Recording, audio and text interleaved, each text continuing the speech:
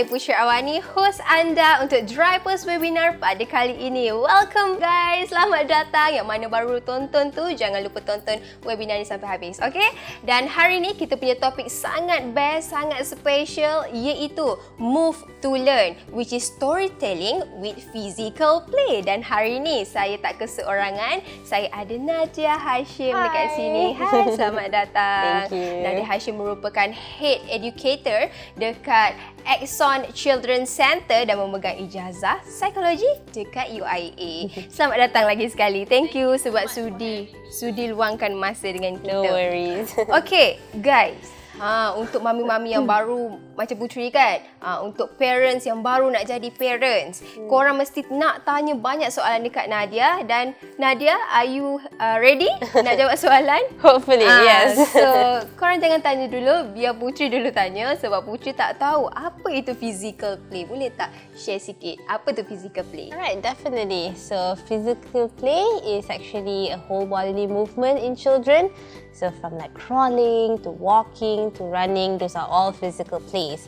So, physical play is actually one of the crucial elements in a child's life to actually develop.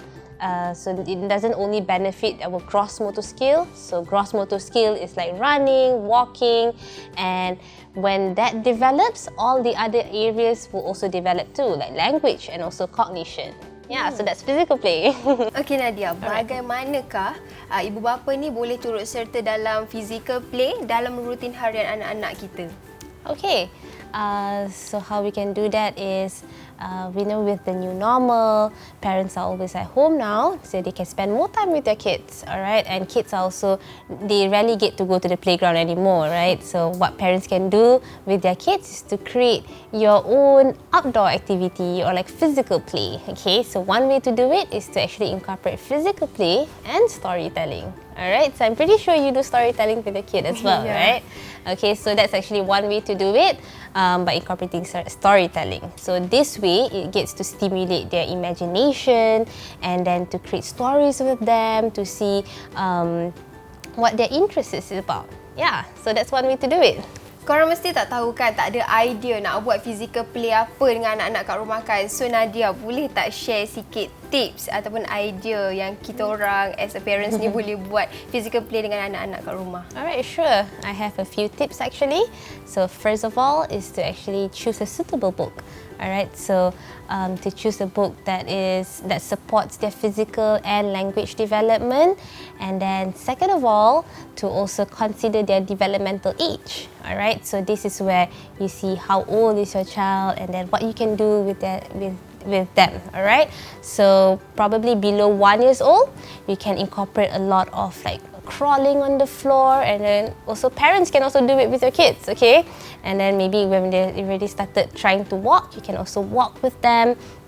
Alright, and then for the age group for 1 to 2, you can add more movements. Maybe, walk faster, alright, holding their hands and maybe walking across the river. So things like that, right? So maybe 2 to 3 years old, where you can add even more movements like running and like climbing, because this is when they want to explore already, right? So moving on to the next tip is whereby you can also get creative and make it more fun by creating your own stories. Alright, so you can also pick up a theme. So for example, if your child really loves dinosaur, right? So you can focus on that topic, and then maybe you can create also include some props as well. Maybe including their favorite teddy bear, favorite dinosaur toy. So this would make it even more engaging for the child. Alright, so another tip I have for you is to always praise your child. So if your child is doing it really well, they're running really fast, you can always say things like, good job, well done.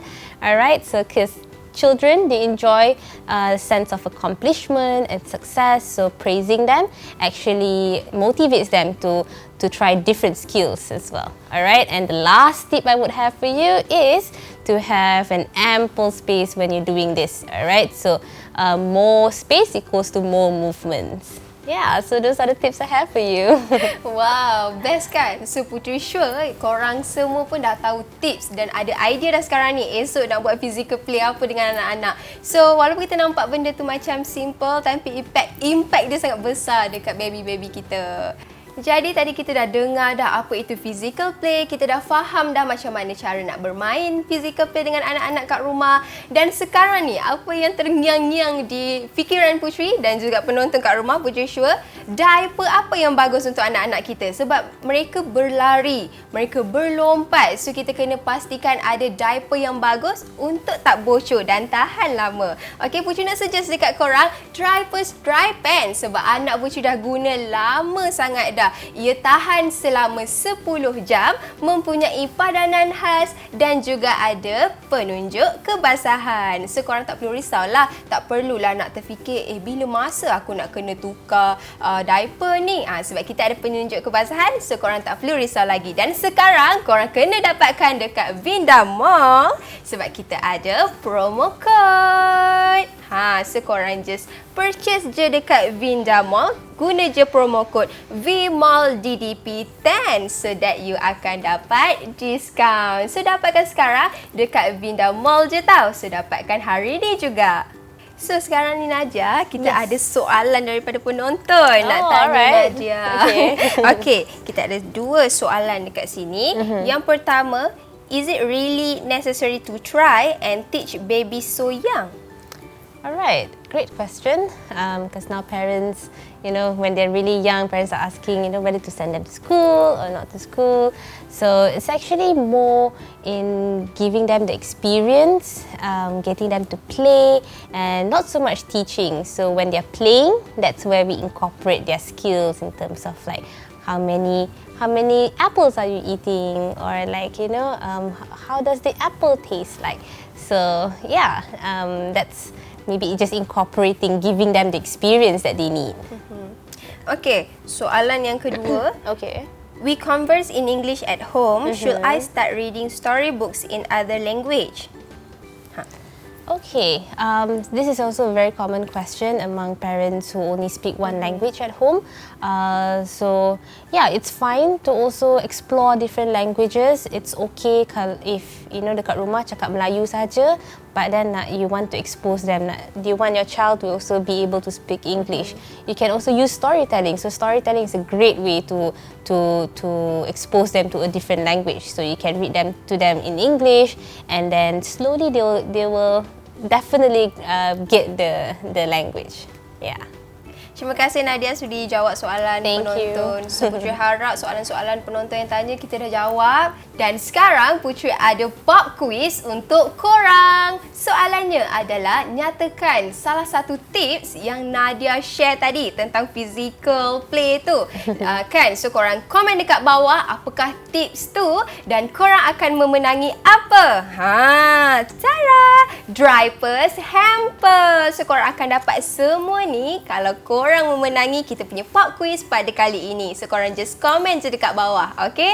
So terima kasih Nadia sebab sudi luangkan masa dengan kita. Thank you so much. Dan insya-Allah kita akan jumpa lagi dekat next Drypers webinar. Saya Putri Awani. Jumpa lagi. Bye.